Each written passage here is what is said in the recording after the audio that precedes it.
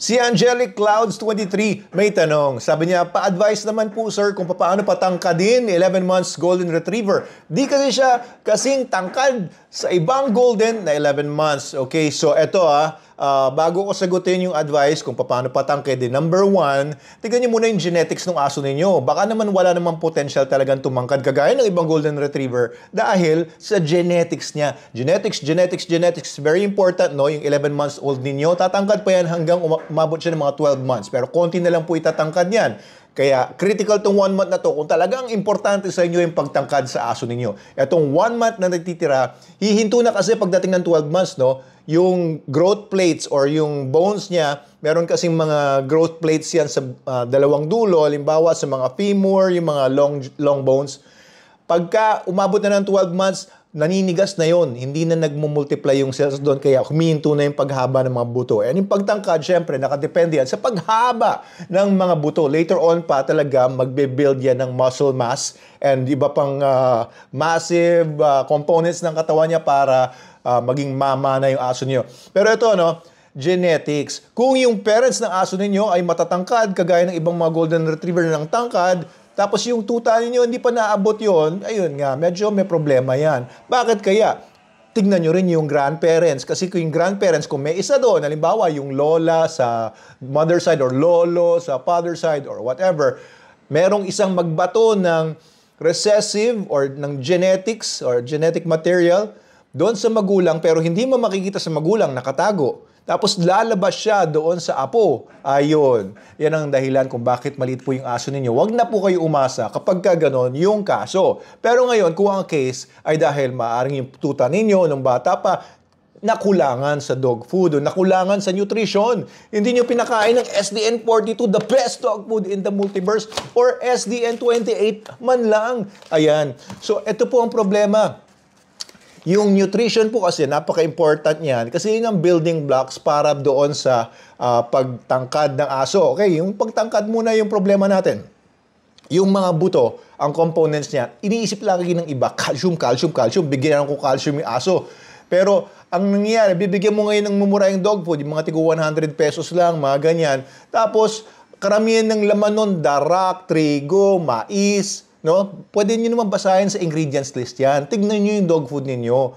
Kaya wag na kayo magtaka kung yung aso nyo hindi tumatangkad, tapos ang binibigay nyo yung dog food ay kakapiraso lang ang meat portion niya, tapos karamihan puro cereals na, puro grains na, puro starches and carbohydrates. Hindi tatangkad yung aso nyo kapag ganun ang karamihan ng kinakain niya.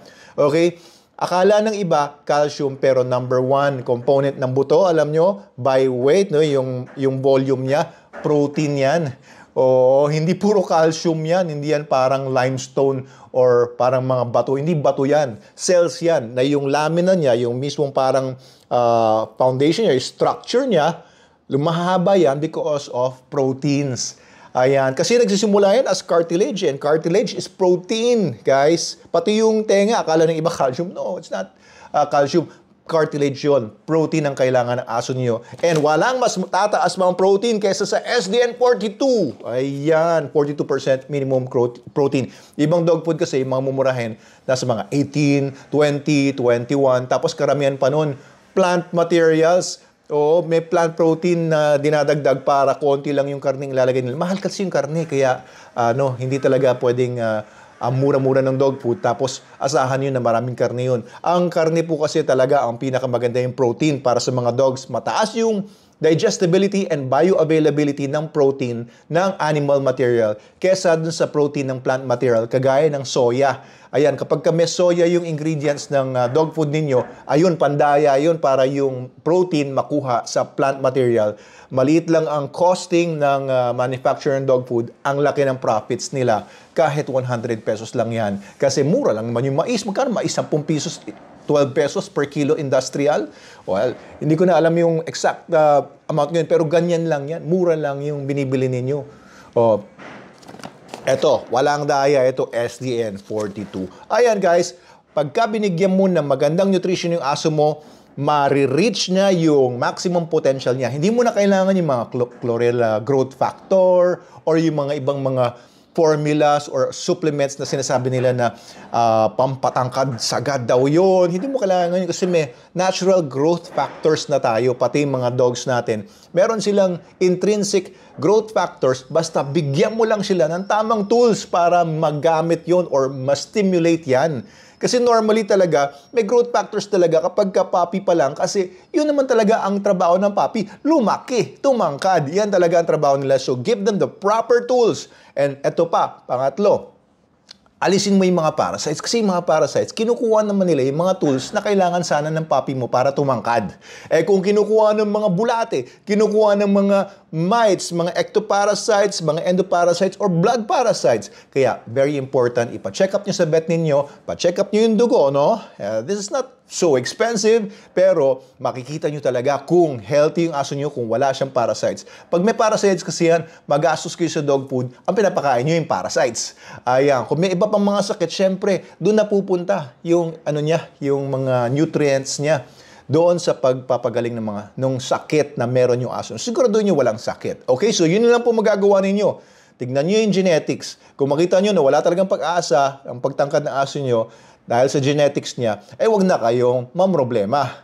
Okay, yun lang talaga yung tatangkad ng aso nyo. Pero kung genetics niya, matangkad naman talaga, maganda naman talaga yung parents ng aso nyo. Kaya mahal yung mga golden retrievers na mga pang show or yung mga talagang mga golden retrievers na mga pang-trabaho. Makita mo kasi quality. Hindi lahat ng golden retriever ay quality. Maraming golden retrievers na binibenta ngayon na poor quality. Meron pa nga golden retrievers. May nabili nga akong golden retriever na bomb dog na supposedly, no? Pero hindi naman talaga fully trained pala. Ay nangangagat pa. May mga golden retrievers na aggressive ngayon.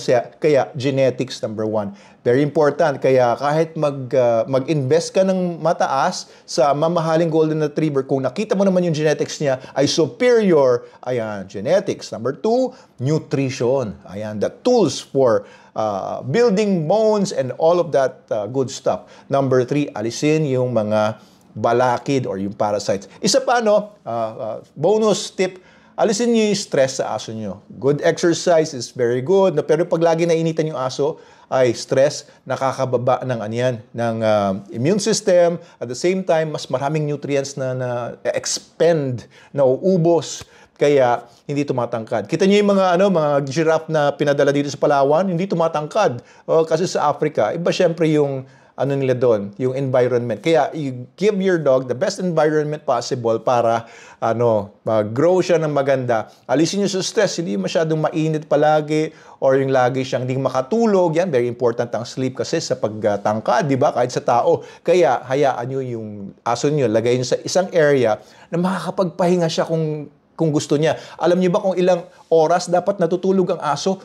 14 to 16 hours. Ang tao, 7 to 8 hours lang, di ba? Pero ang mga aso, 14 to 16 hours ang requirement nila sa pagtulog. Pag puppies, mas mataas pa.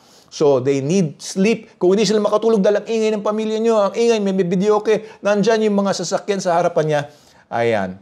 Baka hindi tumangkad yung aso ninyo, just like kids. No?